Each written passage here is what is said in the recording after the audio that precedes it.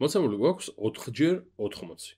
მოდი შევხედოთ, როგორ შეიძლება რომ მივიპოვოთ ეს მარტივად. ერთი ვარიანტი არის, რომ ვთქვათ, რომ 4-ჯერ 80 არის 80 დამატებული 80, ამას კიდევ დამატებული 80 და ამას კიდევ დამატებული 80. ანუ 4 ცალი 80-ის ჯამი არის 4-ჯერ 80. კი ბატონო.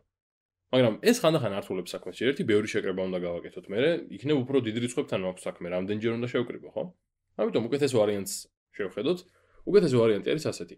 4 გამრავლებული და 80 დავშალოთ რაიმე ორ ისეთ ნაწილად, რომ უფრო მარტივი იყოს მაგათი სათითაოდ გამრავლება. ანუ, რას გულისხმობ? რა არის 80? აი მაგალითად გავიხსენოთ. 3 რომ გავამრავლო, მე ვთქვათ 10-ზე. რა ხდება ამ დროს? ეს არის 3 ცალი 10-იანის ჯამი, ხო? 10-იანების ჯამი, 3 ცალი 10-იანის ჯამი, რაც არის 30 სტოლი და თუ დავუკვირდებით რა მოხდა? 3 გამრავლე 10-ზე და იგივე ვქენი რომ ანუ მივიღე ის რომ ამ 3-ს მივუწერე უბრალოდ 0. ანუ 3-ის 10-ზე გამრავლებით უბრალოდ 3-ს მივუწერე 0. ანუ იგივენაირად მოხდება 12 რომ გავამრავლო 10-ზე, ეს იქნება 12 ცალი 10-იანის ჯამი და შედეგი იქნება 120, რაც არის ისევ და ისევ საწყის 12-ს მიწერილი უბრალოდ 0-იანი, იმიტომ რომ 10-ზე გამამრავლე.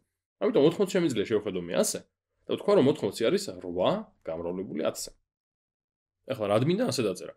რა მინდა და ამ შემთხვევაში მოდი ჯერ გავამრავლებ 4-ს და 8-ს ერთმანეთზე. და შემდეგ ამათი ნამრავლი უკვე 10-ზე მარტივი გასამრავლებელი იქნება, იმიტომ რომ ვიცი რომ 10-ზე გამრავლებისას უბრალოდ 0 უნდა მივაწერო. ამიტომ მოდი ახლა მე ჯერ გავაკეთებ ამ მოქმედებას, ანუ 4-ს გავამრავლებ 8-ზე, შემიძლია რომ რა თანმიმდევრობითაც მინდა იმ თანმიმდევრობით გავამრავლო რიცხვები. ამიტომ მექნება 4x8. 4x8 რა არის? 4x8 არის 32. ესე იგი მე ახლა მაქვს 32 გამრავლებული 10-ზე. და 32 გამრავლებული 10-ზე იქნება 32-ს მიწერილი 0-იანი, ხო? ანუ 32 და 0-იც ეს არის სიამოვნებაში 320. ანუ ეს არის 32 ცალი 10-იანის ჯამი და თუ შევკრებთ მართლაც მივიღებთ 320. და რიცხვებს თუ დავუკვირდებით, უბრალოდ 32 რომ გავამრავლოთ 10-ზე, ამ 32-ს მივუწერეთ 0-იანი. ანუ გამოგვივიდა 320. კარგი ბატონო, მოდი სხვა მაგალითი გავაკეთოთ. ვთქვათ გვაქვს 300 და გვინდა გავამრავლოთ 6-ზე. 300/6. მოდი ისევ ვცადოთ 300-ის დაშლა. რისი ტოლი არის 300? 300 არის ბევრი წყვილი შემიძლია მოვიფიქრო, რომელიც ნამრავლში 300-ს მომცემს. მაგრამ ყველაზე მეტად რომელიც ახლა მაწყობს და რომელიც გამიმარტივებს საქმეს არის 3x100. 3x100. რატომ? იმიტომ რომ ვიცი რომ როცა რამეს ვამრავლებ 100-ზე, იმ რამეს ვუწერ უბრალოდ 2 0-ს.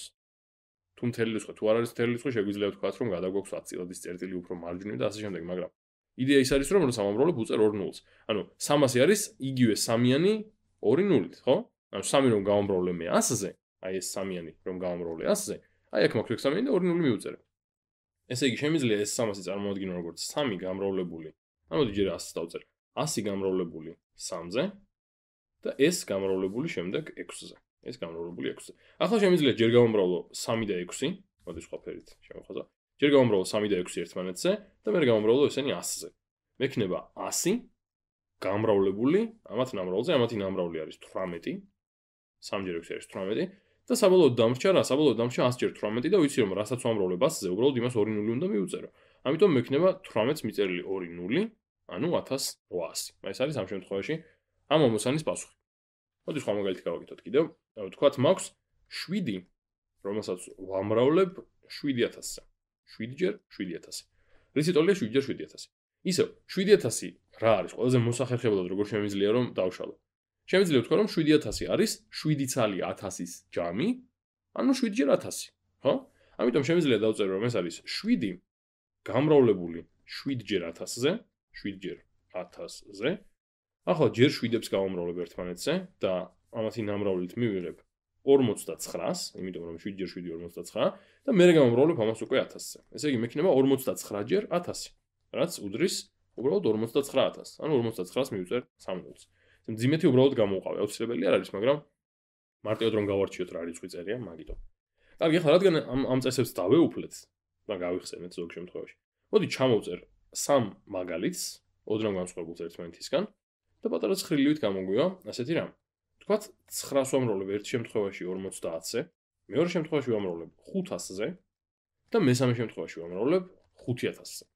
რას მივიღებ თითოეულ მაგალითში? მოდი ვნახოთ. ესე იგი თავიდან ისევ რა მინდა? მინდა რომ რაღაცნაირად 50-ი წარმოვადგინო ორი უფრო შედარებით მარტივად გასამრავლებელი რიცხვის ნამრავლად. ამიტომ ავიღებ 5-ს და 10-ს. 5x10. ანუ ახლა მე მაქვს 9 გამრავლებული გამრავლებული 5-ზე და გამრავლებული 10-ზე. აი ესეთი რაღაც.